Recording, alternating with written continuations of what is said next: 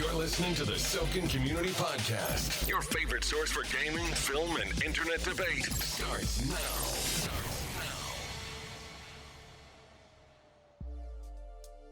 Hello, everyone, and welcome to the Sokan Podcast. I'm your host, T, and with me are Leo, who's getting first billing for once, and our producer, Sihl. Oh my, hello. I'm Leo. Hi, I'm Sihl. Jace sadly wasn't able to join us today, but we're going to have to move with one of our normal lovely cast members and this other person who we found lingering outside the recording booth. I live in an alley. The world's been a little quiet as we're all waiting to see just how long our quarantines will be extended. How have you guys been feeling? I'm living my best life, man. Frankly, an antisocial introvert. This is heaven. Not everybody feels that way, even in my own house. My wife's losing her mind. My youngest daughter's losing her mind. They're trying to find any and every excuse to find social outlets, but I'm not looking forward to the quarantine ending. I'm told I've been described by others as an ambivert, so I'm a little bit of both. So I enjoy my solitude, but there's a limit, especially when it comes to being forced to see the same few people every day, all day. I want to get out there. I'm tired of this. I've had a few moments of that where I've been on a call with somebody from work, or I've been just run into a stranger if I'm taking my girls on a ride around the neighborhood or something, and I'm like, oh, social interaction might not be so bad, but then I remember myself and I come back into my cave and I'm happy. I feel that. I'm doing online classes and stuff, and it's awful, man. I hate it so much. I want to be in the room with people, I don't learn well when it's just staring at a screen. That's fair. I think under the same circumstances I'd probably feel the same. I don't know how I would do with an online class. I've never had to take one outside of work. When I was in college, it was all classrooms. It was all face to face. Yeah, it's really bad. It's awful. Like the whole internet. I think I'd have a hard time with it. The whole internet pretty much agrees that it's the worst thing. There just seems like I can imagine I'd have just a lack of focus and a lack of drive and a lack of attention. Yeah, 100%. And of course, that doesn't translate to good grades. Yeah, its motivation is like the primary thing. Like nobody cares. It doesn't feel real, Yeah, I can see that. Especially if you're nocturnal in nature, and the deadlines are always at like 11:59 p.m. and you're like, I'll be awake by midnight. Then you sleep through it, and you're like, oh, absolutely. I have no excuse. I had a class this morning at 9 a.m. I went to bed last night at 4 in the morning. Egad. I'm bad at sleeping. That could be your problem. Yes, that is a problem. But when classes were when classes were in person, when I was taking a train downtown every day for classes, I still stayed up that late and woke up earlier than that. So that's true. I remember my late teens and early 20s. I do remember those as well. I can't do that. When dinosaurs roamed the earth. Things are different now. I gotta go to bed at reasonable times if I want to get up that early. Haha, you're old. I can't do the whole I can't do the 4 hours of sleep and then just pop up like nothing's happened. Not anymore. Is the sleep schedule an issue? Yes, but you didn't have to say it. Man, I'm gonna blame it on that. I'm gonna blame it on you kids. Your irresponsible sleeping habits. You know what? That's what gave us COVID. That's fair. Alright, well today we'll be discussing the upcoming Robert Pattinson Batman film, the return of Archer in the animated show's 11th season, and the ongoing quarantine debate, is Gamestop an evil corporation? Is that a question?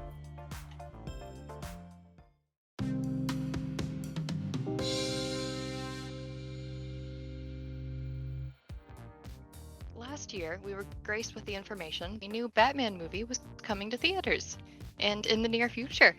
And then the collective internet perception turned to confusion because they announced that Robert Pattinson was being cast in the iconic and titular role.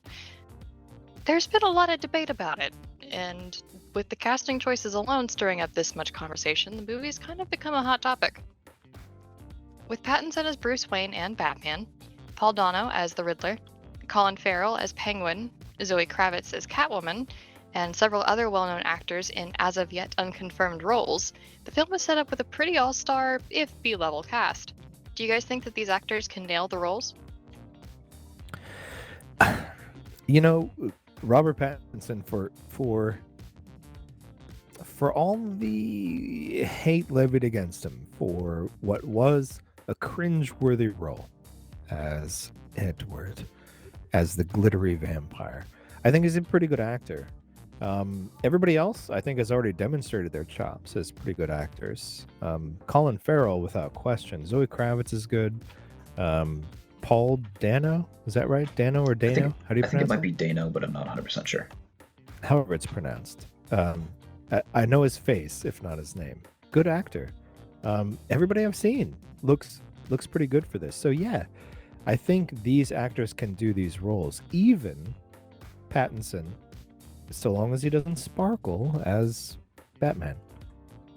Yeah, there's a film that came out last year called The Lighthouse, which I don't think is super popular, but among people like myself, a filmmaker and film enthusiasts, it's like one of the best films ever made, apparently. It's certainly one of the best films of last year. And Robert Pattinson was in it with, what's his name? The guy who was Green Goblin in the first Spider-Man movie, the Sam Raimi Spider-Man. Is that Willem Dafoe? Willem Dafoe, thank you. Willem Dafoe's amazing. He's incredible, and Robert Pattinson was also incredible in that movie. So I think he's also demonstrated his chops as a good dramatic actor. One thing I'll say, I'm not 100% sure about him as Batman, but I'm definitely 100% sure about him as Bruce Wayne, at the very least. I think he can nail that for sure.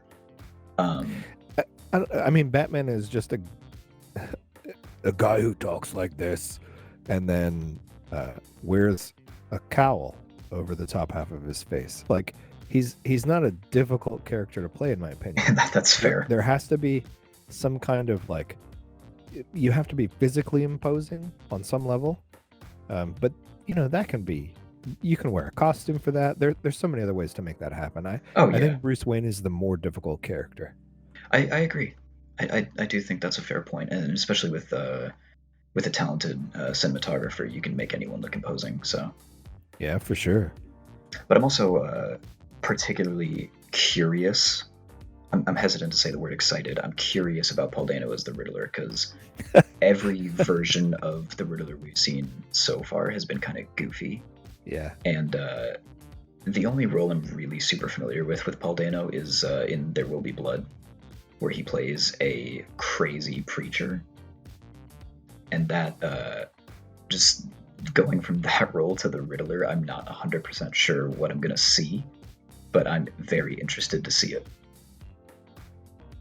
Yeah, the Riddler is one of those weird characters that it's an interesting translation over from like a comic book character that can be, you know, over the top and ridiculous and still make sense in a comic book world, into a cartoon where they kind of make more sense. But if you're getting into live action, yeah, really tough to make a character like the Riddler intimidating without making them, you know, just outlandish. I'm interested to see that too.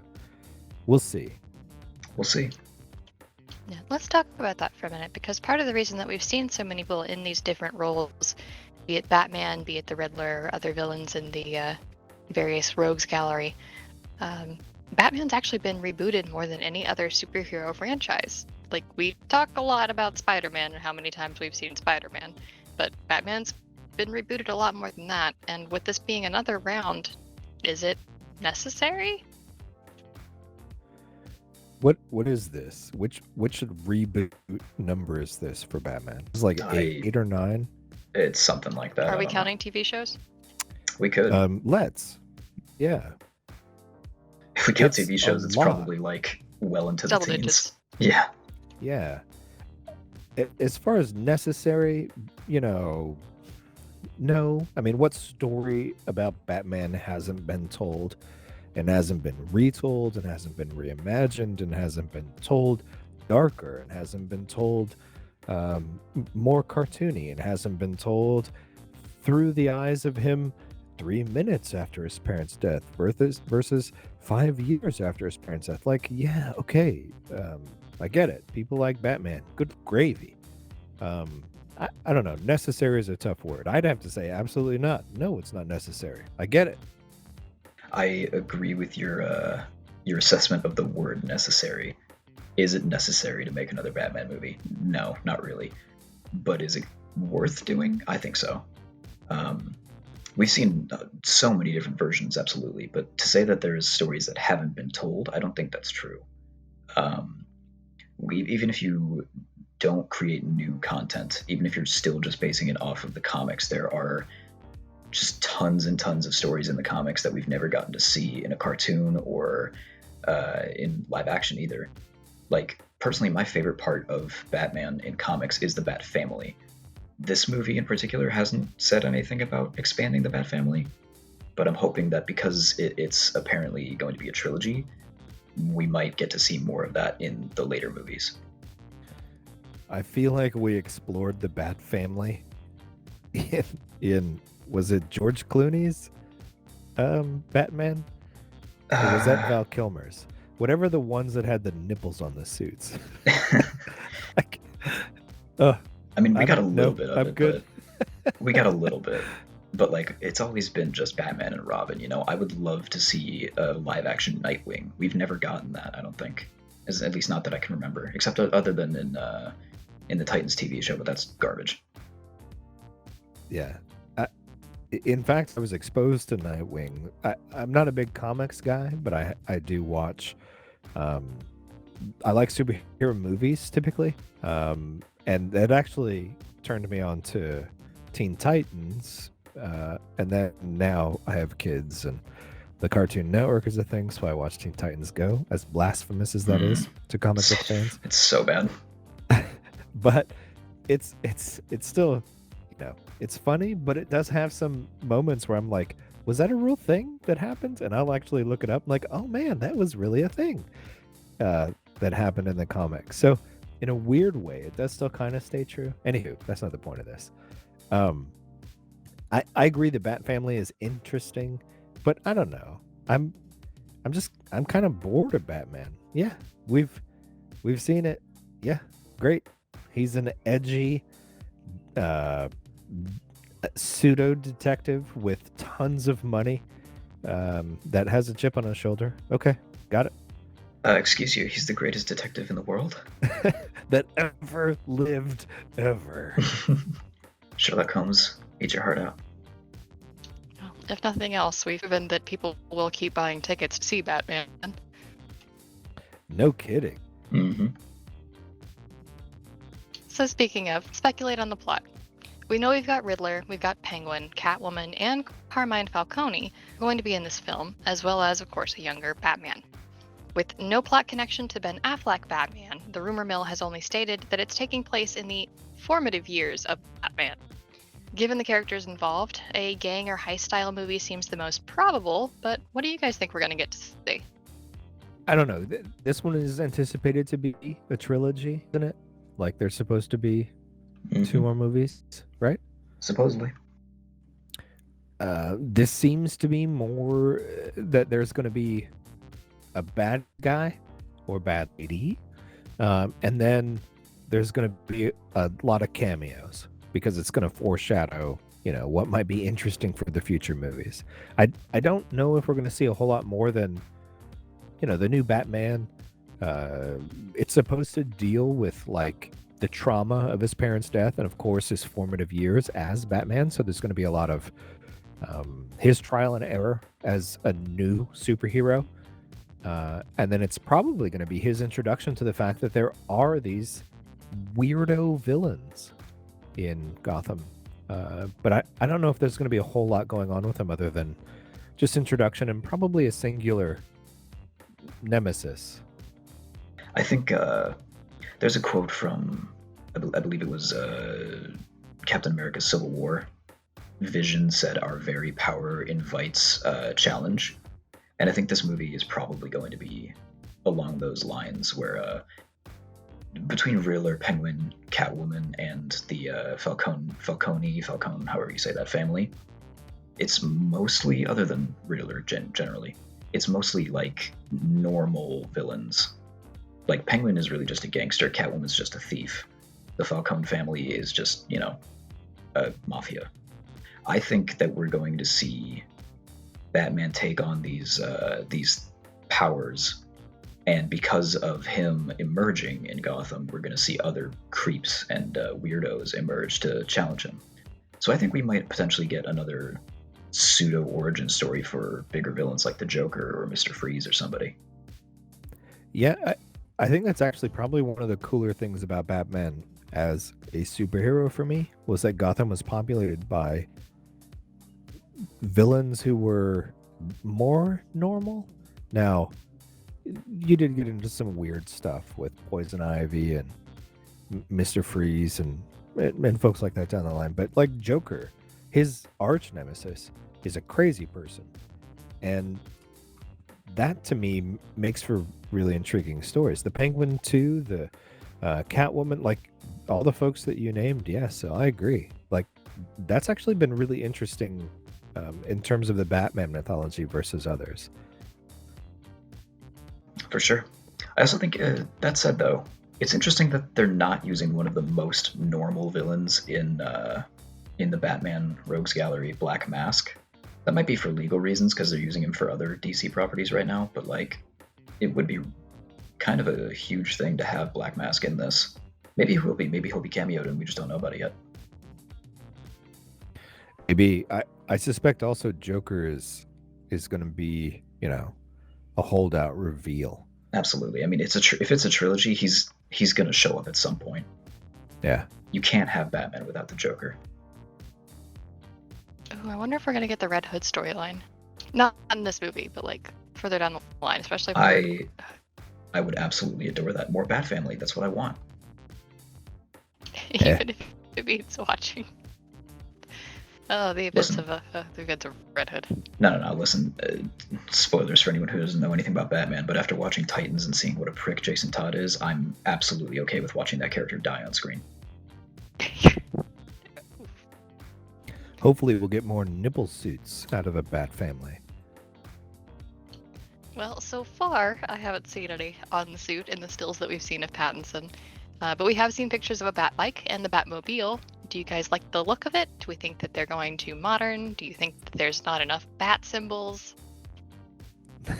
That to me was always a weird element of Batman, was the bat something and the bat symbols all over everything. It was, I don't know, it was a childish element from a comic book that's been attempted to be shoehorned in to a more serious take. The less the better if they're going for realism, and this looks like they're going for realism. I agree. I do think the ears on the bat suit look a little long, which is a little off-putting just from the stills, but I'm imagining we're not going to notice it as much in the movie, or we will, and it'll be the only thing I can focus on for the entire thing. But as far as his gear and his stuff, the rest of the suit looks totally fine. The bike kind of just looks like a bike. The Batmobile, though, looks awesome. It's like retro for the real world, not for Batman. Like a Batmobile for Batman would be, the crazy like spikes that turn into bat wings and the long front, but it looks more like muscle car-esque, and I love that.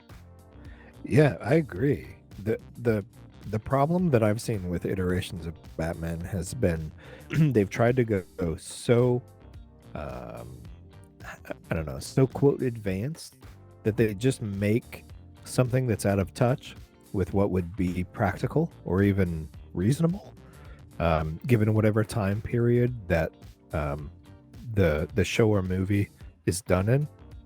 Like, yeah, Batman's supposed to be wealthy, But wealth doesn't equate to breaking the space-time continuum, to bring in technology that doesn't exist.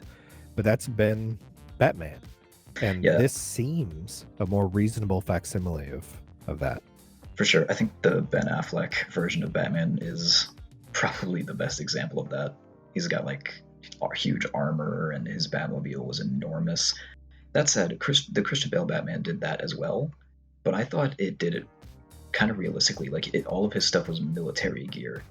Like, yeah, it was more advanced than real military gear is, but like it's not unreasonable for someone with as much money as Bruce Wayne has. Agreed. With that in mind, and speaking of retro, what has been your absolute favorite iteration of Batman as a character? Sihl mentioned the Christian Bale Batman, and that is my favorite iteration so far. Of the Batmans, I think there are different things that can be appreciated about them. Some are a little bit more hokey, some are a little bit more, outlandish, more cartoony, more, whatever. To appeal to different audience tastes. For me, I tend to be a person who appreciates realism. I really like, if we're going to get into an iteration of any narrative that is supposed to be set in reality, the more real, the better for me. If you want to set something in Narnia, of course, go wild. You have whatever you want at your disposal. But if it's set in reality, like Batman's supposed to be, the more realistic, the better. And I think the Christian Bale version did that. I could I could argue about Batman being supposed to be set in reality, but I'll just answer the question instead. As far as live action goes, I have two answers, because I think the best Batman, at least recently, was absolutely Christian Bale. But I actually surprisingly liked Ben Affleck as Bruce Wayne. I thought he did a really incredible job of that, if nothing else. However, if we're going for any iteration of Batman, my favorite by far has been Batman Beyond. Like the old man Bruce Wayne training a new young Batman is incredible. I love that story. That's the cartoon, right? Mm-hmm. I honestly, well, I'm gonna be completely out of line here in saying I haven't watched it, but whatever I've seen of it has intrigued me, because it does look really fascinating. All the like clips I've seen of it, and even the advertisements for it, they look fantastic. I think I would also dig watching that. I will say it's a very 90s cartoon, so it's a little hard to watch, but it's definitely a cool story. I was a teenager in the 90s. You underestimate my tolerance. Fair enough. And of course, there is the honorary shout out to the Lego Batman. Oh, dude. No, you're absolutely right. Lego Batman is awesome. I haven't seen the movie. Oh, no, it's worth watching, especially if you appreciate an irreverent take that doesn't take itself too seriously. Oh, it's awesome. I'll have to check it out at some point. So well, I won't get into all. I won't spoil anything, but it's so good. And his relationship with the Joker, where the Joker wants to be his nemesis. It's so good. So good. All right. Well, The Batman, which is set to be the beginning of a trilogy, will release in October of 2021, pending any further delays, which is a phrase we're all getting a little tired of. Hopefully we'll get some more information soon, and return to talk about Edward Cullen taking on a new form of Bat creature. And maybe Sihl will get the Bat Daddy that he craves.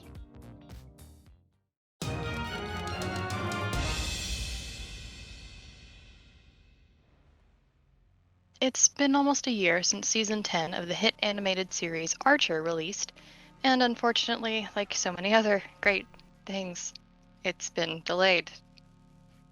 Season 11 was supposed to come out over the next couple of weeks, but has now sadly been pushed to an unrevealed date, which, while very, frustrating for those of us that enjoy the show, is of course encouraged to make sure that everyone stays alive during a plague. But that said, we're still going to talk about it. while we're waiting for him, so spoilers are inbound. Back in season 7 of the series, Archer was fatally shot in the back and then drowned in a swimming pool, but miraculously survived, only to wind up in a coma. Over the last 3 seasons of the series, we've seen Sterling and the gang in new roles as coma-induced dream characters in random scenarios. From Dreamland, a noir-style detective case, to Danger Island, a post-World War II Indiana Jones-esque adventure, to Archer 1999, a clearly 2001 Space Odyssey-inspired sci-fi escapade. Do you guys have a favorite coma season? Still, I feel like I keep going first. It's your turn. I didn't like the coma seasons. Okay. I didn't. So, what's your favorite of the ones you didn't like? I think probably Danger Island was the most interesting to me. But, like, beyond analyzing it for story potential for the next upcoming season, I love continuity, and I love important details. So, like, Archer started out really silly, and not a lot of things mattered. But over time, the characters really developed, and like they had, what's her name, AJ, the kid. Like, things got serious, it mattered. And just stepping away from that for 3 seasons in a row, just to not care about that continuity anymore, it hurt me. Dang, sound like me, so. Yeah. I'm gonna be completely honest. I didn't follow Archer. I liked what I saw of it. I appreciated the irreverence of it. But I was not a religious watcher. I think it's partially just because it's a TV show and I have an aversion to TV shows. But when it was on, I would watch it and I would make it a point too, because I found it hilarious. The guy who voices Bob from Bob's Burgers doing Sterling Archer, Superspy, to me was always just kind of hilarious in and of itself. And then, of course, the irreverence of the show itself being, I don't know, kind of an examination of like, hey, what would be the repercussions of James Bond IRL? Like, what would be the repercussions of somebody who does all this stuff? Would he be an alcoholic? Probably. Would he have a bunch of STDs? Probably. Like, it's all like just a fascinating exploration of like, what are the logical conclusions of the realities of this character, but put in a realistic / comedic reality. And then these last 3 seasons have been just, an examination of that on, the next level. What happens if the main character goes into a coma and fascinates about the people around him? I've seen a couple of the 2001 or Archer 1999 in space, and they were awesome. I loved them. But they were, it confused me because I hadn't followed this show up until very recently when I knew this was going to be our topic. And I started reading, I was like, oh, that's why they're in space. Because it's all in Archer's head. Oh, that makes a little more sense now. But I did find those episodes really funny too. I definitely found them funny. I think they're still entertaining, and they're still like true to what the show is. But like, it's just the sake of continuity that I don't like. I enjoy a narrative story, and I feel like they've broken the narrative. Dude, you sound like me when I start talking about The Hobbit. Well, after 3 years, Sterling Archer is waking up. According to one of the show's producers, Matt Thompson, the show will finally be returning to its roots in the secret agent realm. Unfortunately, 3 years in a coma kind of does a lot to a person, both mentally and physically, and apparently the other characters have had to move on without Sterling. So how do you guys think that the world and the other cast members have changed without Archer's presence? I am a little terrified because, like I mentioned earlier, they had a kid. I can't remember her name, the mom. Lana, thank you. Oh, of course, Lana. He screams it constantly. Yes. I'm a little terrified of the idea of Lana moving on, like, romantically, because he's going to wake up to that and be heartbroken. That's going to be so sad. but I almost feel like that's absolutely going to happen. I mean, I suspect it'll be something that they face for a little while. For all of Archer's flaws, his inability to connect and his, let's say, his unwillingness to admit that he loves Lana, Lana suffers the same. And I think she's unwilling to admit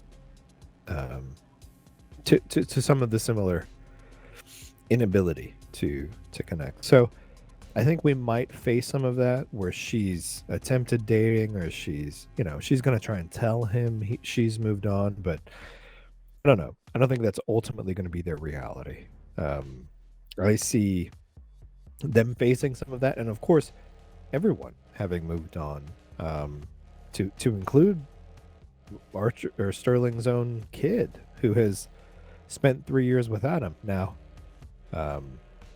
Not to get too real, but I spent a year away from my kid on deployment, and there's a lot of growing that happens in a child's life.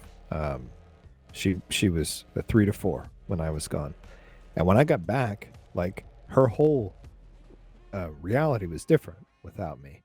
Me trying to get back involved in family life, and even to the point of like her being okay with me putting her to bed and reading her stories, like she was used to mom doing all of that. So that was, those were some trying times. To see Archer experience that in this show with a daughter who's gone 3 times as long as my own personal experience, I think would be interesting to see if the writers can keep it funny. They have to keep it lighthearted. For sure. Well, aside from the interpersonal challenges he's going to face, his own state is nothing to gloss over. Not only is he going to be physically weak, but the creators of the show have hinted that the 3 seasons of coma-induced dream states have probably changed his perspective on things.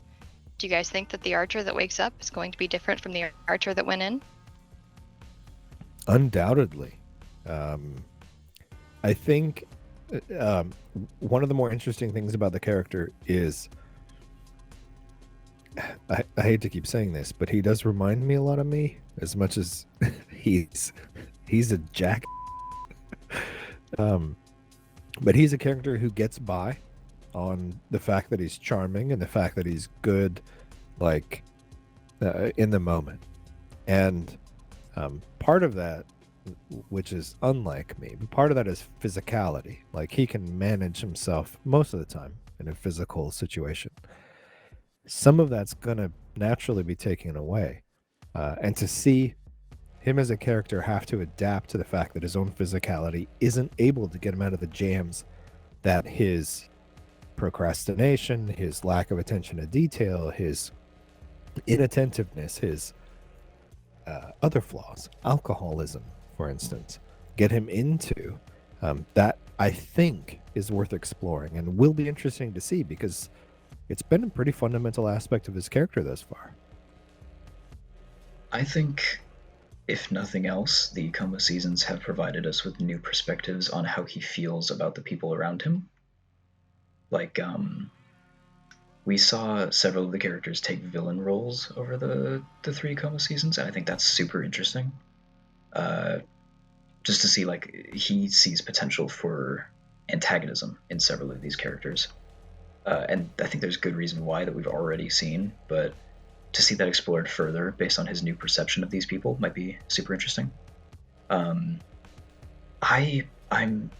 personally, the relationship I feel like matters most in the show, at least to me, is between Archer and Lana. So that's the relationship I'm most curious to see how it will evolve when he wakes up. But I think based on what we saw in the coma seasons, his feelings for her aren't going to change, I don't think. Although, like you said earlier, he may be unwilling to admit those feelings. Yeah, I think we're going to continue to see them both dance around them, because I do think she shares similar feelings for him, but is equally unwilling to explore them because he is remarkably flawed. But to see that growth in those characters as well as the growth of their own relationship, I think is an interesting thing to watch. Absolutely. Easily one of the most flawed heroes ever written. Yeah, for sure. He's no Captain America. Well, speaking of flaws, we've seen the show's original private intelligence service fail. We've seen the cast ruin their chances with the CIA. We've also seen them turn their back on the intelligence business altogether and go into the PI game. Thoughts on how they might end up back in the spy world? I don't know. I'm actually really intrigued to see how they get back into that. I think for shows like these, you kind of live season to season. You never know if you're going to get picked up again by the network that you're on, and it's only through convincing them that you're going to have a brilliant season and that you had a brilliant season in the past that you get to do another one. And so you have to keep coming up with some fresh thing, some new hook, some cool idea to bring folks in. They were a spy agency, and then they ended up having to get into the PI industry, and then they went so far as to have Archer in a coma so that for 3 seasons now his friends could do the most ridiculous stuff to try and make interesting stories. Now that we're back in reality, I really don't know. I'm actually really intrigued to see how they do get back into either spying or PI or somehow back into the intelligence game. I really don't have any theories. I'm just interested to see. Yeah, I mean, honestly, I don't know that I have any theories either, but I know for a fact I will not be surprised when inevitably Mallory is responsible for it. Well, for sure. Yeah. I mean, she's the brain behind everything. Absolutely. She's the puppet master of all their doom. Totally. Yeah. So I don't know how they're going to do it, but she's definitely behind it. Are we not doing phrasing anymore? What do you mean phrasing? You guys aren't real fans. Is this a student term I'm unfamiliar with? Leo, do you want to get ants? Because that's how you get ants. Okay. Carter laughed. Carter laughed. That's all I need. With no current information on when Season 11 will release, and even less information on whether or not the series will be renewed for another one after, the final fate of Sterling Archer and the gang is unclear, but we're very excited to see what becomes of them. Maybe in the next decade.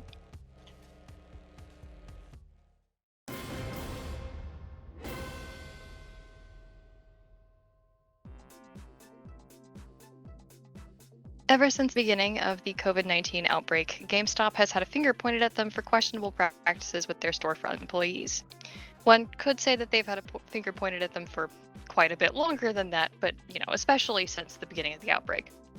The game store stayed open on a lot longer than most similar other businesses did because apparently they have marked their employees as essential. On March 21st, they finally closed their stores after outcries from the internet and legal authorities alike. Their CEO, George Sherman, has made claims initially that the stores are an essential business because they provide hardware that's necessary to work from home, such as mouses and keyboards. Do you guys think he had a point?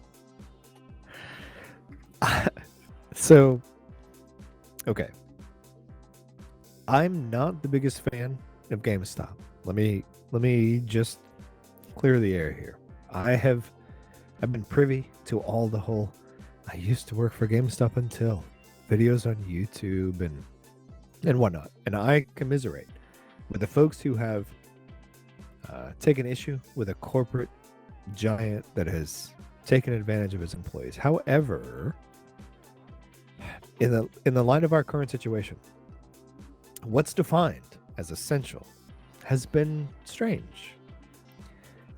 And how the rules have been enforced has also been strange. I work for a financial institution and we're declared essential. I get that. People need access to the money. The truth is, we have ATMs and online banking, and there's absolutely no reason anybody needs to come to a physical branch for anything. Yet, we have to keep our branches open so that people can provide other people the services that they can do online and that they can do at ATMs. Okay, fantastic. But my local coffee shop is also open. Wonderful.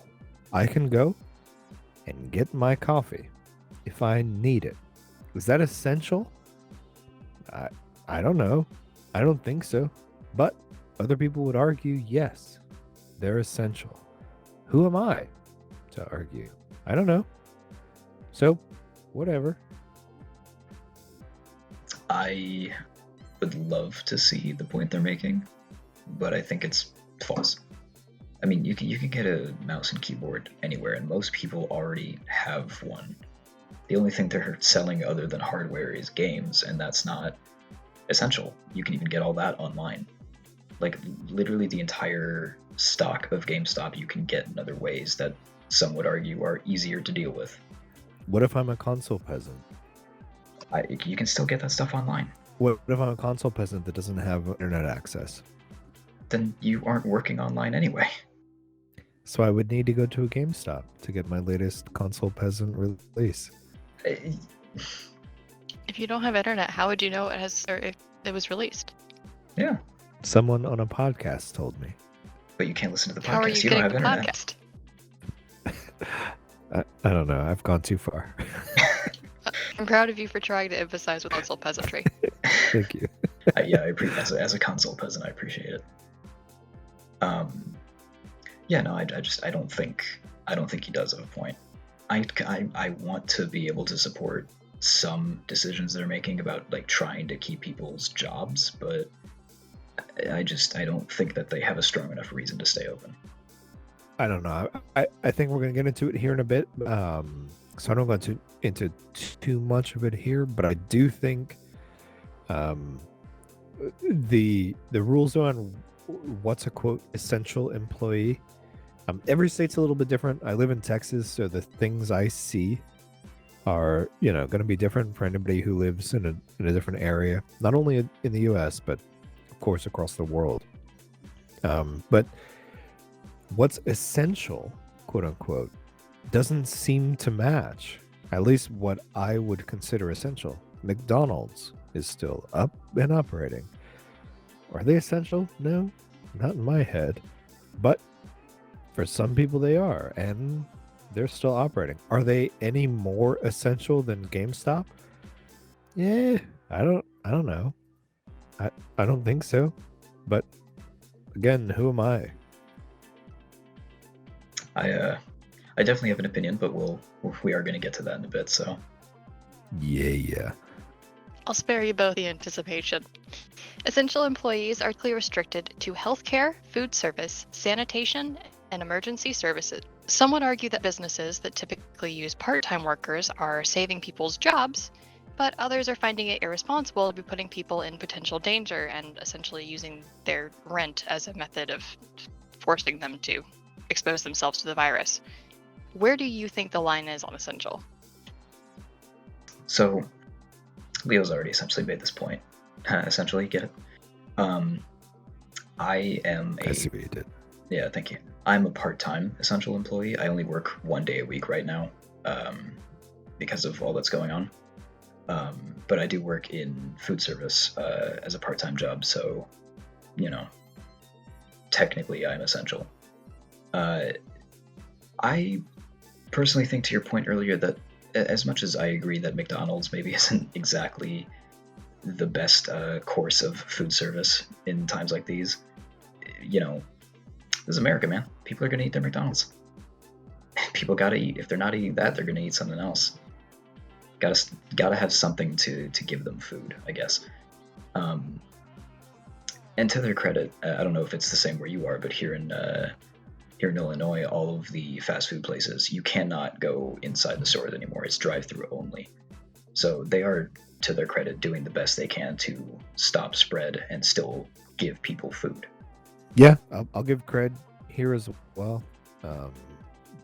Fast food places have closed their lobbies and are instead relying on either other services who have made deliveries for them, or their own internal delivery services. However, among that list, which is healthcare, food service, sanitation, and emergency services, we've neglected my industry, which is financial, and we're government required.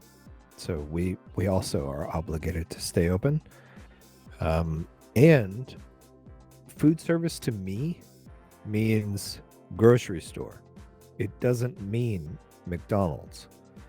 However, it's been interpreted to mean McDonald's, which is, I think, a stretch. I mean, I definitely don't disagree that it's a stretch. I don't. I mean, your point is immaculate. You're spot on. But I think to go back on something you said earlier regarding your line of work being essential, you guys can work from home. That's a very different thing than like these particular services that were mentioned as essential employees. Most of these services have to be provided in person, to some extent at least. Like my job can't be done from home. I have to go out once a week and actually do the job. And I think that that's where that line is to actually answer the question that was asked. Is in this particular case, essential means having to actually go and do the job. Sure. Let me just allow a point of clarification. I work from home. I don't need to be in a branch doing a particular job. However, we do have a lot of folks who do need to be at branches so that those branches can remain open. That is the federal requirement, actually, that we have branches open. So they have to be physically present at the branch. Right now, we have our lobbies closed outside of essential appointments, but our drive-thrus are open to anybody who comes through. And our folks are like gloved up and wearing masks and trying to do their best to try and keep from contracting or spreading corona. But due to federal mandate, financial institutions have to have branches open. My job is different. I'm not a teller or a banker. I'm something different. So yes, I do have the luxury, and don't get me wrong, it is a luxury 100% to be able to work from home, but our folks don't have that. That's interesting. I actually didn't know that that there were still people working at the branches. That's good to know. Totally. When they did finally start to shut down, Sherman then claimed that they were very strictly following the CDC procedures, despite the fact that in states like New York and New Jersey, among others, they remained open well past the point of governments calling for the retail locations to close their doors. Thoughts?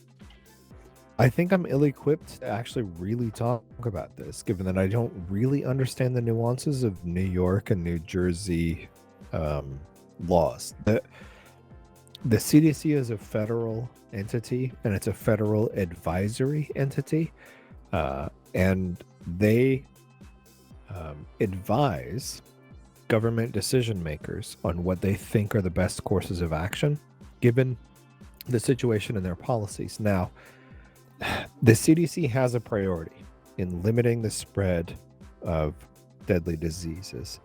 Governments of our nation and around the world have multiple priorities of both ensuring the welfare of its population in dozens of ways. And that's health as well as economic. Our health matters. Our economy also matters. So trying to balance those two is an ever-changing line. What's going to pose the most risk to the most people versus what's going to provide the most benefit to the most people? And trying to find the best balance between those, as well as honestly dozens of competing priorities, is a monster of a responsibility. COVID-19 is a remarkable recent challenge, and facing that against impending economic collapse is nothing to sneeze at.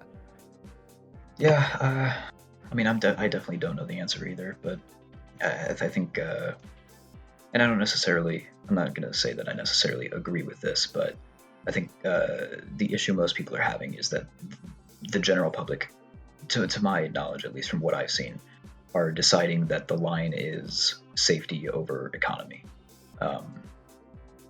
And, whether you agree with that or not, that's just the perspective some people have. So I think that's why GameStop and other companies are being vilified in this way, is that they're choosing economy over health to some extent. Obviously, they're not, I don't think they're intentionally trying to put people in harm's way, but, to some extent they are maybe unintentionally doing it anyway. Not necessarily an argument, just something I feel is worth bringing up. A lot of people are filing for unemployment because they essentially need it to survive right now. And I think that's also really the same reason that a lot of people are working at these part-time jobs in food service and other essential areas, is because, to some extent, we need to make money to survive, to be able to feed ourselves and get healthcare if we need it, etc. So really, there's an argument to be made for both ends of the stick here. My God, who wouldn't work at a fast food if they didn't need to? Fair enough. GameStop is certainly getting the majority of the attention on this topic, but are there other businesses that are going under the radar with these practices? Would you say it's a systemic problem or a confined one, or just really not a problem at all given everything else going on? I mean, I feel like Leo actually kind of hit the nail on the head earlier, calling out McDonald's. I kind of really see your point, actually. I think ultimately, yeah, it is a systematic problem because, like I just said, people need to work to survive, and in this kind of climate where things are going wrong, if our economy is going to collapse because of this, and if the alternative is people just dying, like, clearly that's a problem.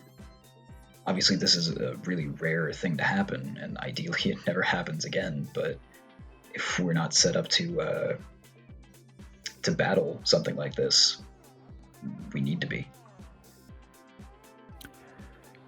Yeah, I mean, I can't help but agree there. That there's, while companies like McDonald's, and I don't mean to pick on them, but they're an example that has persisted throughout cultural challenges that have irreparably damaged other similar and like-minded companies throughout the years, which has painted them as either cutthroat or brilliant.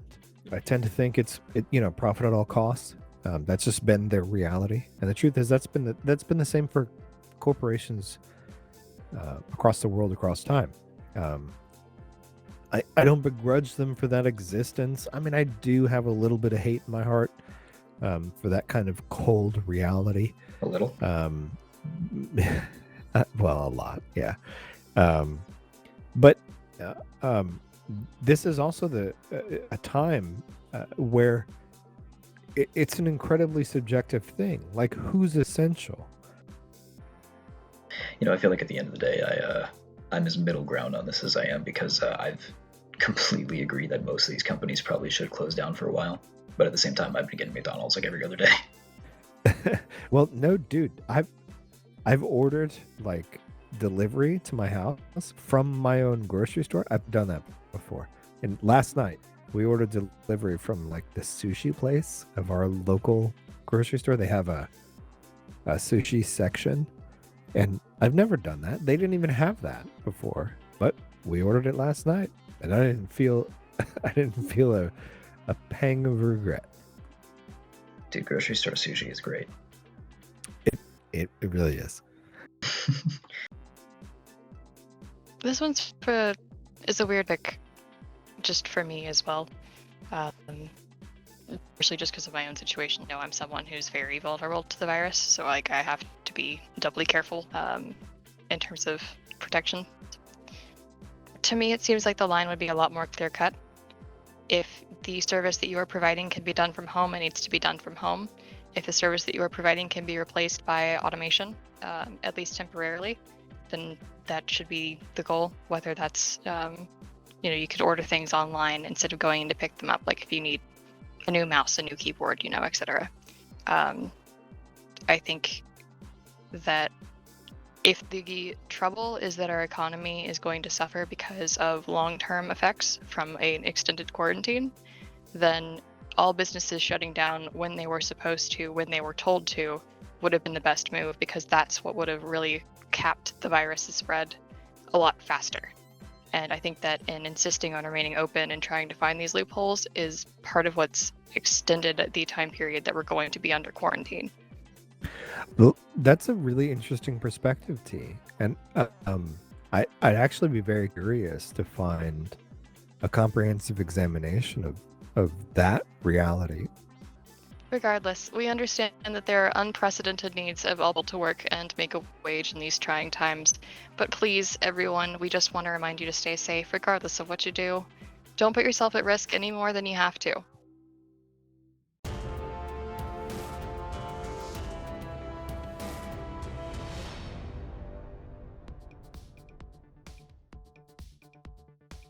Okay, you gaggle of gullible goons, it's tea time.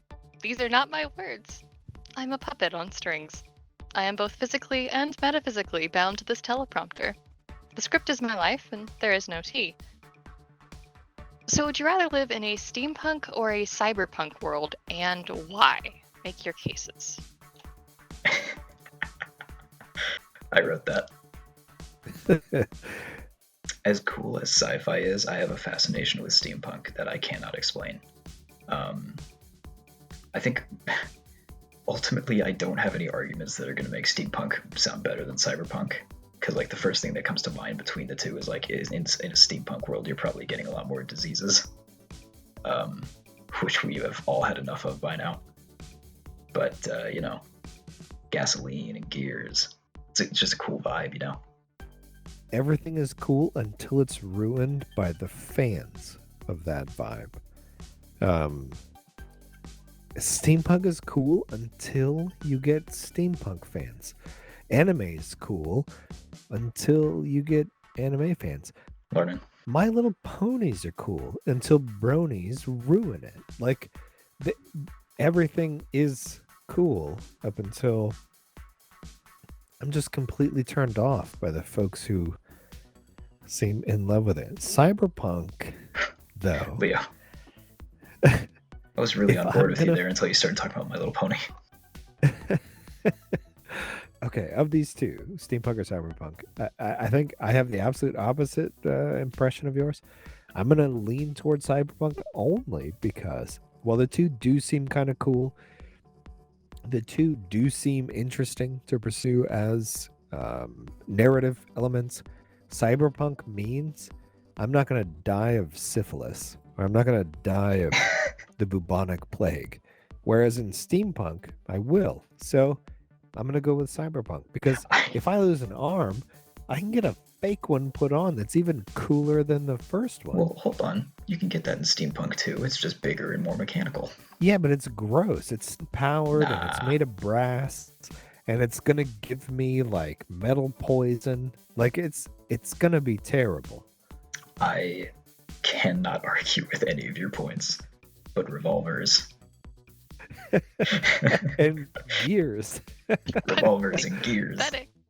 And cool top hats. What about you, T? I'm dead either way, so like, just what do I want to do before I die? Let's say you weren't dead either way. Yeah.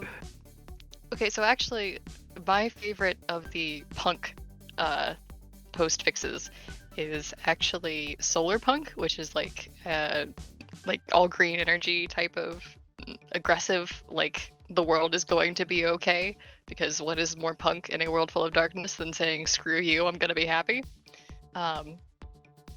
But that aside, if you'd like to submit a tea time question for the podcast or a word for steampunk fans, head on over to sokengaming.com/sokenmedia and find the submission bar on the right hand side of the page. Thank you everyone for listening to the Sokan Podcast. For more Sokan Media, you can visit us at sokengaming.com/sokenmedia, follow our Twitter @sokengaming, and subscribe to our YouTube, Sokan Gaming Community. and look for future episodes of the podcast on Google Podcasts and iTunes. Until next time, I've been T. I have and shall remain Leo. I've been Sihl, and hopefully next week I'll be back in the shadows. And we'll see you next week. Stay steamy, Sokan. Thank you for listening to the Sokan Community Podcast. Craving more? Visit us on Twitter and YouTube at Sokan Gaming, as well as our website, www.sokangaming.com. Until next time, stay classy. Right, Jace?